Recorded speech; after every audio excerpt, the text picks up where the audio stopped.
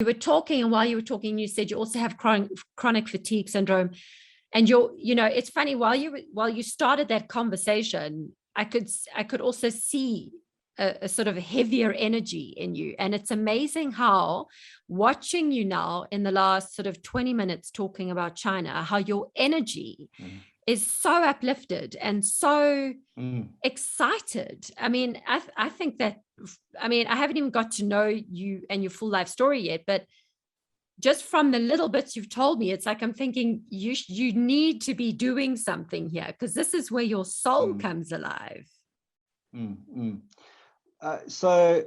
Yes, when I talk about things I like, I get animated, but I pay for it. So probably for the rest of the day, I won't be able to do much, but it's every day is like that. I have to pick an activity that I can do, and then I crash. And so like when I was teaching particularly, yes, I love it, and I get into it sort of like how I'm talking to you now. It's something in my family.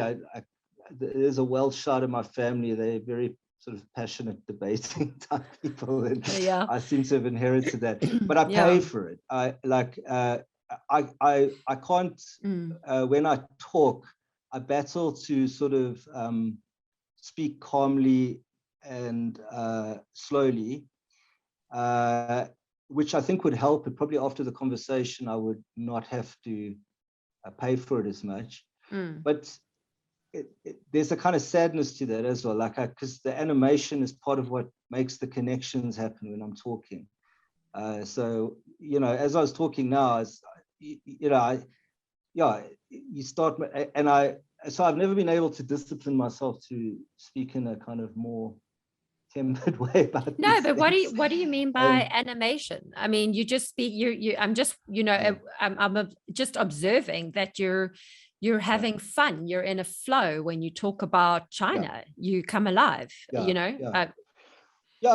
Look, it's one. I mean, it's not just China. Like, there's lots of anything I'm interested in, or there's lots of things I'm like that. It's great. I'm glad I inherited that, or whatever it is. It's a wonderful thing. And I see people who like don't have fatigue, who have this, and I'm so jealous, because like when I was a kid, I was like that. I could be like this and just be like that.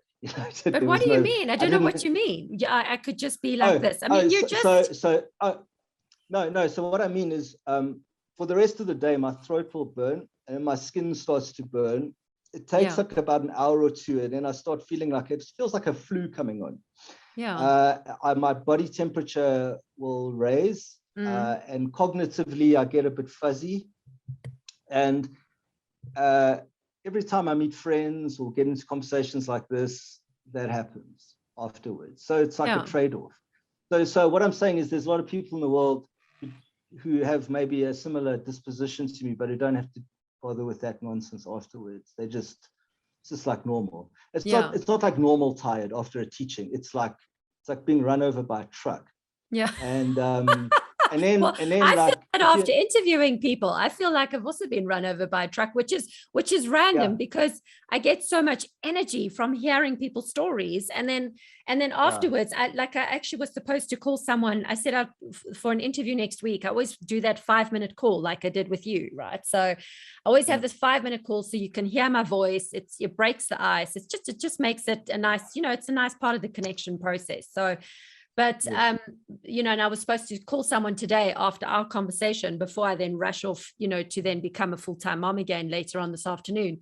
So, but I actually said, actually, let me not, because it's an intro call. It's the first time. I said, I'm probably like, I'll do it on Monday, because I'm the same. Like, after this, you get so into your head and you connecting the dots. And I think because you're an academic, I can imagine you're constantly working with connections, right, in your head, and you're bringing in all these comparisons, and it's connecting constantly these dots, and you go so fully into it that afterwards you're bloody exhausted, Yeah.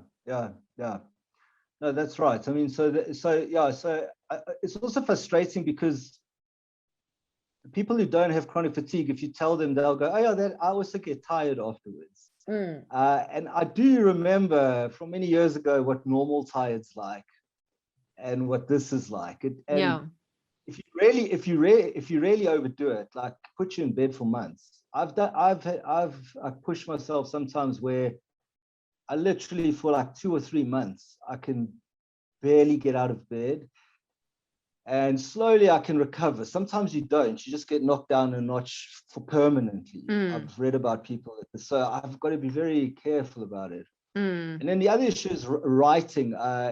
It comes with a kind of weird cognitive fuzziness where it's very difficult to write. And so especially after talking or something, and going back to writing is like very difficult. Anyway, but there could be worse things in the world. It's not the worst illness to have. You can still live, you can still do things. So but I mean, look on the bright side.